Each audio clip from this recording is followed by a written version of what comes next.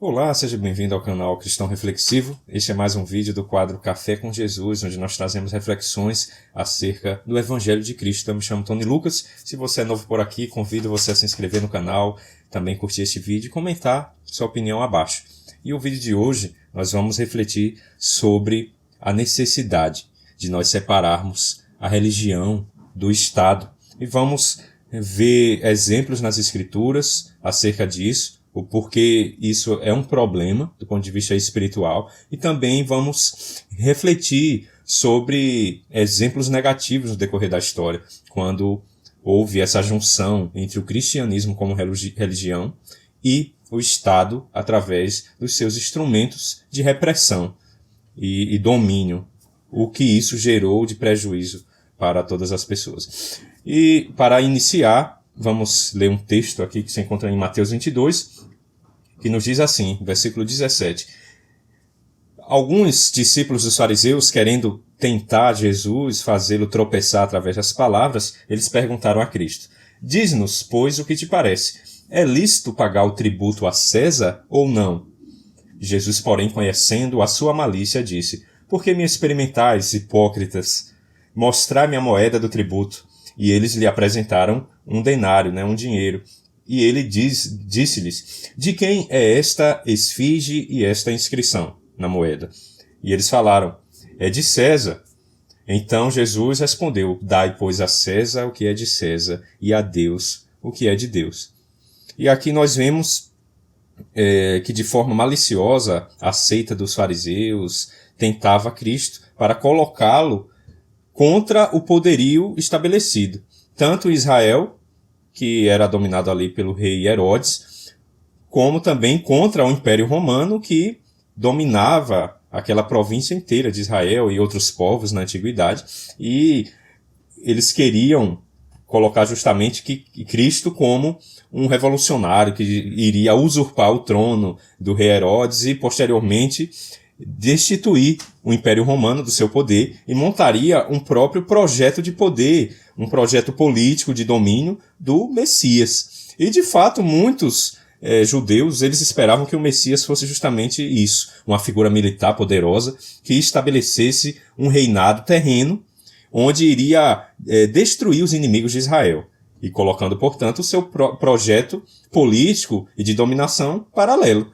Mas Cristo mostrou que o seu projeto era de resgate do espírito, era de redenção da alma que estava distante do Criador. O seu projeto não era para uma realidade terrena somente, ou para que ele estabelecesse um domínio político e fosse um grande líder político e militar, como muitas das vezes acabam confundindo, a religião com o poder do Estado para seus próprios interesses. Mas Cristo, ele vem justamente para cumprir o projeto de Deus, resgatar o ser humano do pecado, morrer em favor da humanidade, não preocupado com riquezas e tesouros humanos, estabelecer esse reinado na terra, mas para que nós pudéssemos acessar o reino de Deus que é celestial e não é divisível a aparência, como o Senhor também fala, mas que ele se manifesta uma vez que nós buscamos a conexão com o nosso Criador. Quando nós o amamos acima de todas as coisas e também amamos nosso próximo, nós passamos a avançar o reino de Deus sobre a terra. E isso não tem nada a ver com política ou ideologia partidária de nenhuma natureza. Então aqui, para mim, está clara a distinção entre a fé e o Estado e a política. Nós vemos que o Senhor diz: dai a César o que é de César. Continue trabalhando, pagando seus impostos. Eu não vim para estabelecer um projeto paralelo terreno, mas que vocês possam dar a Deus o que é de Deus. E o que é que Deus exige de nós? A nossa adoração, o nosso arrependimento, o nosso abandono das velhas práticas que nos distanciavam dele, do pecado, da inveja, da avareza, da ganância, prostituição, da idolatria, do ódio contra os nossos semelhantes. Tudo isso são práticas pecaminosas. E o Evangelho de Cristo, ele é espiritual. Então, nós devemos questionar todos aqueles que estão tentando confundir e misturar a fé com política. Inclusive nos nossos dias, essas pessoas elas podem ter por trás disso os seus próprios projetos de poder e o seu auto-interesse. Objetivos egoístas, muitas das vezes gananciosos, e de alimento do seu próprio ego, da sua própria satisfação pessoal. Então, devemos ter cuidado com isso. Nós vimos também quando Cristo ele chega diante de Pilatos. Pilatos diz, você sabe que eu tenho poder de absolvê-lo. Eu tenho poder tanto de crucificá-lo como de libertá-lo. E Jesus fala, o meu reino não é deste mundo. Se o meu reino fosse deste mundo, os meus ministros, os meus anjos, eles se empenhariam por mim para que eu não fosse entregue nas mãos dos judeus. Mas agora o meu reino não é daqui. Então ele fala mais uma vez que a sua preocupação era com essa dimensão espiritual. Ele que veio dessa outra dimensão do reino de Deus, que é espiritual, e ele, mais uma vez, não vem preocupado em estabelecer um projeto de poder, um projeto político. E após a morte e ressurreição de Cristo, a igreja primitiva ela foi perseguida pelo Império Romano por vários séculos, cerca de 300 anos aproximadamente, até que, através de Constantino, ali depois da publicação do Edito de Milão, o cristianismo ele passou a ser tolerado também como uma religião, até que se tornasse a religião oficial do Império Romano. E aí foi onde começou o declínio do cristianismo como religião.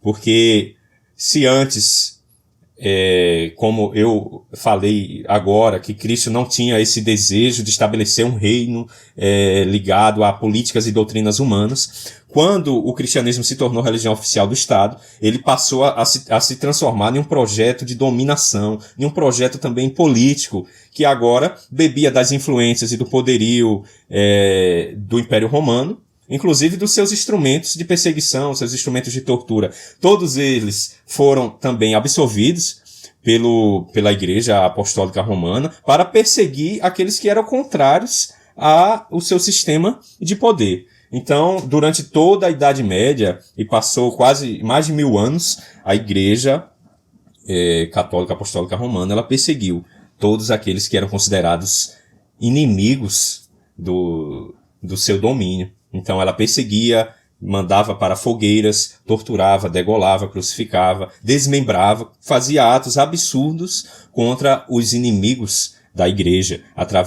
Eles tinham inclusive uma força militar, uma espécie de exército da própria igreja, que eram os cruzados e que eles faziam grandes perseguições, destruíam povos que eram contrários, tentavam obrigar as pessoas a se converterem através da repressão. Então não era uma conversão a Deus espontânea.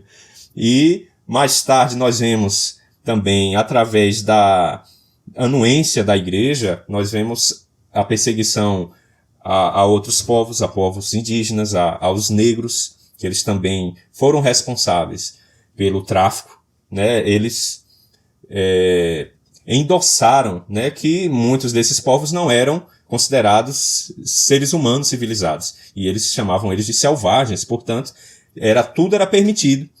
Então nós vemos uma clara distorção do evangelho verdadeiro quando houve esse casamento pervertido entre a religião e o Estado. Também incluiu-se as indulgências, passaram-se a vender lascas da cruz e artefatos que possivelmente iriam trazer algum milagre. Terrenos no céu também eram vendidos para os povos plebeus ali da Idade Média. Então a pessoa poderia fazer o que quisesse, mas se ela comprasse aquele determinado artefato ou a escritura de um terreninho no céu, ela já estava com a salvação dela garantida. Então nós vemos a distorção desse cristianismo que passou a ser pautado na prosperidade. E foi aí que Deus também levantou alguns homens, os pré-reformadores e também os reformadores, que, como Martim Lutero, que ele estabeleceu ali as suas teses, né? E principalmente as 5 solas, que eram 5 preceitos que buscavam resgatar o cristianismo para a sua essência que foi pregada por Cristo e pelos apóstolos da igreja primitiva. Quais foram essas 5 solas? Primeiro, sola gratia, ou seja, somente a graça. Solo fide, ou seja, somente a fé que é necessário para a salvação. Somente Cristo como o único caminho que leva à eternidade. Somente a Escritura também, ou seja, combatendo toda essa venda das indulgências. E, por fim, só a Deus dá glória, combatendo aqui a inclusão de diversas divindades que eram de culturas pagãs que foram absorvidas pelo cristianismo, e o protagonismo de Cristo e da Trindade, Deus Pai, Deus Filho e Espírito Santo, saiu de cena e foi substituído por diversos outros santos que eram representações de divindades de outros povos e outras culturas que eram perseguidas pelo Império Romano. Então nós vemos que a Reforma Protestante ela foi importante para esse resgate dos valores cristãos essenciais e, mais uma vez, uma separação entre a fé e o Estado, que se provou algo catastrófico ao longo aí da história. Nós vemos depois disso ainda os avivalistas ali no século XVI até o século XVIII, que também buscaram esse resgate da manifestação do Pentecostes, do derramado do Espírito Santo sobre a igreja. Então, os grandes avivalistas, como os irmãos Wesley, dentre outros, pregavam o batismo com o Espírito Santo. Muitas pessoas se convertiam de forma espontânea nas praças, eram batizadas e tinham a manifestação dos dons. E houve um crescimento, um despertar da palavra de Deus também, da revelação, porque até então, na Idade Média, a Bíblia ela ficava escondida nos mosteiros, e só quem tinha acesso eram os sacerdotes da Igreja Católica, mas com a Reforma Protestante a Bíblia passou a ser traduzida. Também coincidiu com o surgimento da imprensa, que passou a publicar diversos exemplares da palavra e ajudou nessa divulgação. No entanto, nos nossos dias nós vemos que o protestantismo ele está percorrendo um caminho parecido com o que a Igreja Apostólica Romana perseguiu lá atrás. Que caminho é esse? É mais uma vez um caminho de mistura da fé ou da religião com o Estado. Então nós vemos muitos líderes protestantes hoje que buscam também entrar na política. Temos uma bancada só de evangélicos ali também no Planalto, e muitos deles são homens poderosos, homens que possuem o domínio de grandes TVs, né, jornais, e tem seu projeto político, projeto de poder paralelo. E nós vemos mais uma vez essa distorção da fé sendo usada para atrair massas, para atrair grupos de pessoas de determinado segmento, ideologia política, de um lado ou de outro. E isso vai de encontro às Escrituras, porque, como eu falei lá no princípio, o reino de Deus ele não é desse mundo. E a palavra fala também em Jeremias, maldito o homem que confia no homem, faz da carne o seu braço, o seu escudo. Então há muitos que estão projetando em homens, em líderes políticos, que têm aparência de cristãos, esses líderes estão sendo idolatrados como os salvadores da pátria, né? Em muitas igrejas, alguns desses políticos eles chegam até ao púlpito para pregarem. Quando estão prestes aos períodos eleitorais, eles também são convidados a pregarem, a falarem para aquele povo que são potenciais candidatos. E isso é uma afronta ao evangelho verdadeiro. Então nós devemos estar atentos. Nem todo aquele que diz Senhor, Senhor entrará no reino de Deus.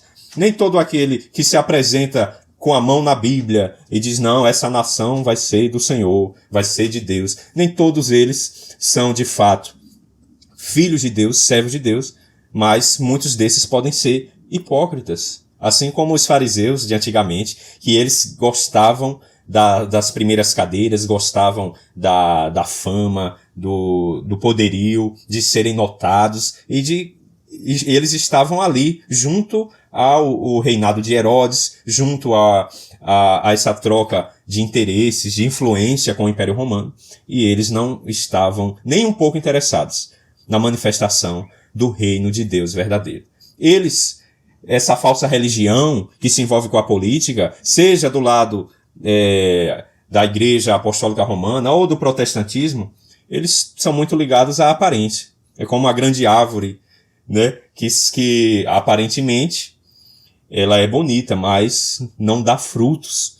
E os frutos que ela manifesta são frutos podres, porque lá dentro tem todo tipo de iniquidade, avareza, ganância, escândalos de corrupção, escândalos de pedofilia, prostituição, adultério, tudo da mais baixa categoria está dentro da religião, que tem aparência de algo bom, mas, no fundo, não passa de um projeto de poder, um projeto de dominação política e econômica. Portanto, nós devemos defender a separação da fé em relação ao Estado. A religião e o Estado, ela é uma experiência catastrófica. Se nós formos analisar também as outras religiões, como, por exemplo, o islamismo, existem grupos radicais islâmicos que eles, ao adentrarem no poder, eles perseguem e matam pessoas que não sejam dessa religião. Como a Jihad Islâmica, o próprio Estado Islâmico, que em um dos seus preceitos é morte aos infiéis. Então nós, como cristãos, não devemos nos espelhar nesses exemplos negativos e querermos estabelecer um Estado cristão, porque a experiência mostra, como na própria Idade Média, através do catolicismo deturpado, que isso não deu certo. Deus, o nome de Deus era blasfemado através dessas práticas negativas, onde se mandava pessoas para as fogueiras através da religião, através desse guarda-chuva da fé, da vontade de Deus. Mas que nós sabemos que o espírito que estava por trás disso, dessa distorção, era o espírito do adversário, do engano, aquele que é o pai da mentira, e que ele percebeu que era muito mais efetivo destruir o cristianismo a partir de dentro do que a perseguição propriamente aos irmãos, como foi feito nos primeiros 3 séculos aí da igreja primitiva. Quando você destrói a fé cristã a partir de dentro, gerando distorções, heresias, perseguição, a mistura de interesses políticos com os interesses religiosos, nós vemos que isso é muito mais efetivo para deslegitimar o evangelho verdadeiro, para que as pessoas tenham aversão à palavra de Deus, que não suportem sequer ouvir falar de Cristo. Por quê? A experiência mostra tudo de negativo que foi feito através da religião. Então, estejamos atentos e possamos entender que o reino de Deus, ele é eterno. Ele não se mistura com as preocupações humanas e com as politicagens do ser humano e seus projetos paralelos de poder. Amém? Se você foi edificado com essa palavra, também curta este vídeo, comente e compartilhe com seus amigos. E até o próximo vídeo desse canal. Muito obrigado.